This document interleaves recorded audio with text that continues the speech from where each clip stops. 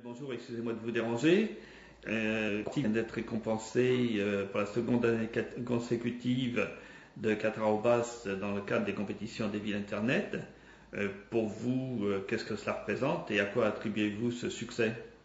Alors nous, évidemment, c'est une récompense qui nous fait très plaisir, qui, je dirais, met en avant aussi la qualité du travail de mon équipe, mais qui aussi récompense finalement la confiance que nous font les internautes, les Croissillons et autres, qui fréquentent toujours de plus en plus notre site.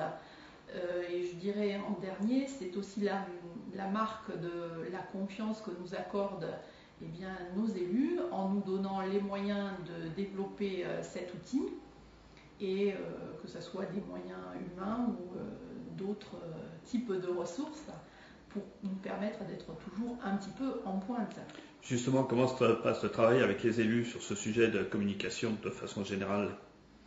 Je crois que de façon générale, la communication et la palette de ces outils, ça intéresse beaucoup. Ça intéresse beaucoup notre maire, mais aussi son équipe. Je pense que, comme moi j'ai eu la chance d'accompagner une partie de son précédent mandat, ils en ont vu les intérêts pour, je dirais, la mise en valeur de leur action au quotidien. Également la possibilité de développer des services supplémentaires, des services nouveaux pour les usagers, pour les Croissillons, des services qui leur facilitent la vie. Donc je crois que leur intérêt est né et s'est renforcé au fil du temps parce qu'ils en ont vu tout de suite les bénéfices, les points positifs. Et donc aujourd'hui, on n'a fait qu'une partie du chemin. Je crois que de façon générale, la communication va aborder une autre phase maintenant, avec la notion de médias de proximité et de web télé. La télé en général traverse la fin d'un cycle, la télé telle qu'on la connaît. Et je crois que pour nous, une collectivité locale, il y a un très gros enjeu qui s'ouvre devant nous. Et donc qui s'ouvre pour la communication de proximité.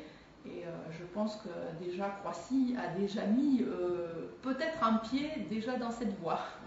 Merci. En gros, le site internet, pour info, c'est combien de connexions par mois?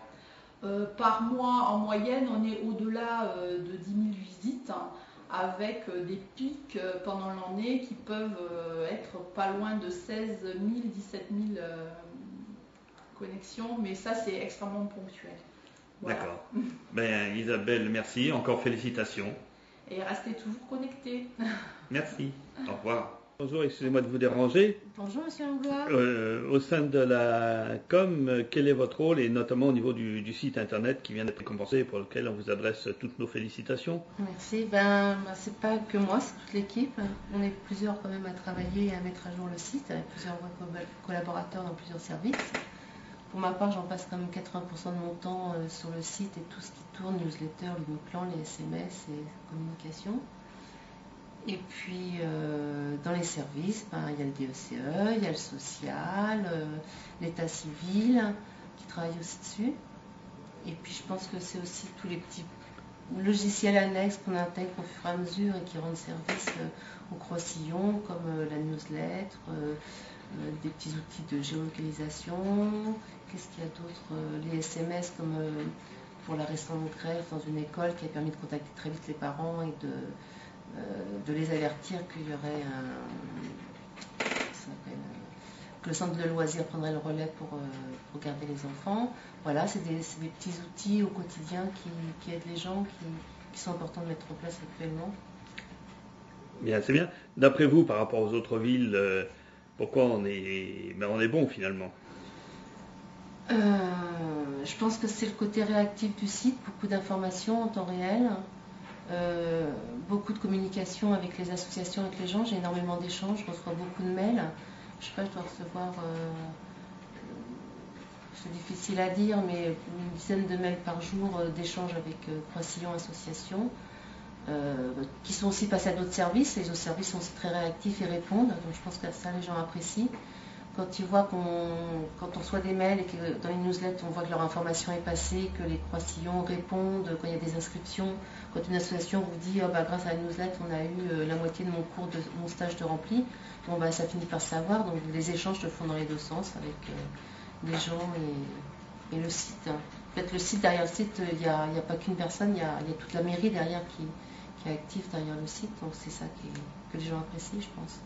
Et sinon, au niveau de nouvelles technologies, bon, on avait un site, on a un site performant, mais les technologies évoluent. Donc, on espère que l'année prochaine, on va passer sur quelque chose d'encore plus moderne et qui permettra de répondre aux nouveaux besoins et aux nouvelles technologies, parce que l'État met la pression et offre beaucoup de nouveaux produits, de nouvelles, pas obligations, mais préconisations dans les téléservices, télépaiements, administration en ligne. Et il faut qu'on ait maintenant, dans les prochaines années, rapidement, encore un nouvel outil qui permette d'intégrer toute cette nouvelle technologie. Donc, une évolution perpétuelle. C'est quasi obligatoire. C'est quasi obligatoire.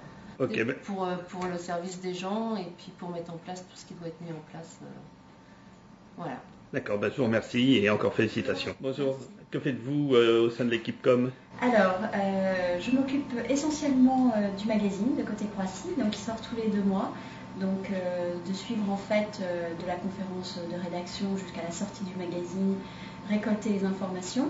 Donc, un petit peu comme pour le site, il faut travailler avec tous les services en amont de la sortie de ce journal et écrire nous-mêmes en fait certains articles. Donc, il y a le journal au niveau communication, la communication de tous les services, donc toutes les animations, donc aussi bien la fête de la carotte, que le marché de Noël qui va arriver, que le vide-grenier, que la fête de la musique. Donc c'est vraiment un travail avec l'événementiel, les informations qu'on doit donner sur le site et les services en interne.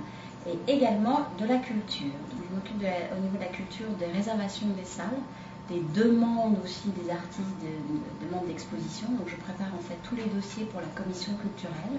Et donc évidemment je gère après le planning de ces expositions. Tout ça est lié puisqu'après ce planning d'exposition nous permet de faire l'agenda culturel qui arrivera également dans le magazine de la ville. Ok, je vous remercie. Merci à vous.